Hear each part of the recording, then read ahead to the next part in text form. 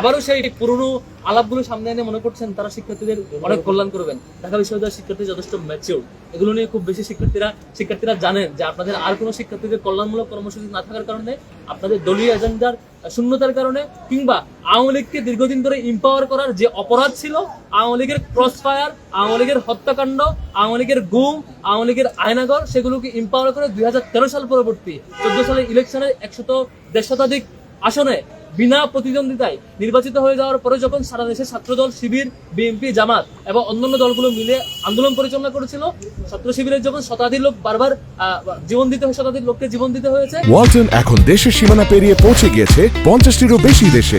ওয়ালটন, ঘরে ঘরে বিশ্বজুড়ে। এবং লক্ষাধিক মামলা বহন করতে হয়েছে। তখন সে আন্দোলনকে যারা ক্রিমিনালাইজ করেছিল, সে ক্রিমিনালাইজ হওয়ার কারণে আওয়ামী লীগ পরবর্তীতে ইম্পাওয়ার্ড হয়েছে। ইম্পাওয়ার্ড হওয়ার পরে পরবর্তীতে আওয়ামী লীগ নিজেকে ফেসিবাদের রূপরেখা নিয়ে গিয়েছে, ফেসিবাদ হয়ে গিয়েছে। এই সে অপরাধে আপনারা যারা আওয়ামী লীগকে ইম্পাওয়ার করেছিল তারা এই দায় কখনো এড়াইতে পারে না, যে 24-এ যে হাজার হাজার শিক্ষার্থী, হাজার হাজার মানুষকে শহীদ হতে হলো। দায় মূলত সেই সময় আওয়ামী লীগকে ইম্পাওয়ার যারা করেছে তাদের উপর দায় বর্তায়। সেই অপরাধকে ঢাকবার জন্য আর কোনো ইস্যু না পেয়ে সে ছাত্র শিবির নিয়ে মিথ্যাচার করে যাচ্ছেন। এটি নিয়ে আমরা বিচলিত না, শিক্ষার্থীরা এটির জবাব 9 সেপ্টেম্বর দেবে ইনশাল্লাহ। দ্বিতীয়ত, আজকে আপনারা একটি সংবাদ দেখেছেন, আমার ব্যাপারে কোনো একজন রিড করেছেন, এটা খুব ভালো সংবাদ।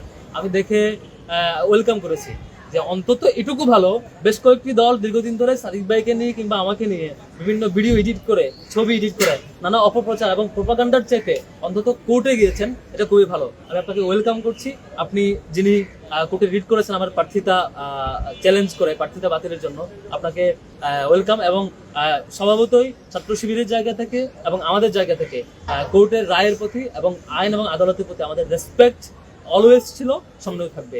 সেটি কোর্টের যেহেতু বিবেচনাধীন বিষয়, কোর্ট থেকে রায় আসুক সেটি অপেক্ষায় থাকবে, এবং সেটির প্রতি আমার রেসপেক্ট এবং সম্মান এবং সেটিকে ওয়েলকাম করার জায়গাটুকু আমরা মানসিকভাবে প্রস্তুত এবং অলওয়েজ প্রস্তুত ছিলাম। আর এই ধরনের রিট এবং এই ধরনের যে আয়োজনগুলো করেছে, এটা সবচেয়ে ভালো হতো আরো আগে করতে, আর কি 7 দিন আগে করে, ইলেকশনের আগ মুহূর্তে করে। কেন যেন আমি জানি না কেন করেছে, আরো আগেও করতে পারতেন। এবং আইনি প্রক্রিয়া যাওয়াটা আমরা ইতিবাচক ভাবে দেখছি এবং তাকে আমাদের ধন্যবাদ জানাচ্ছি।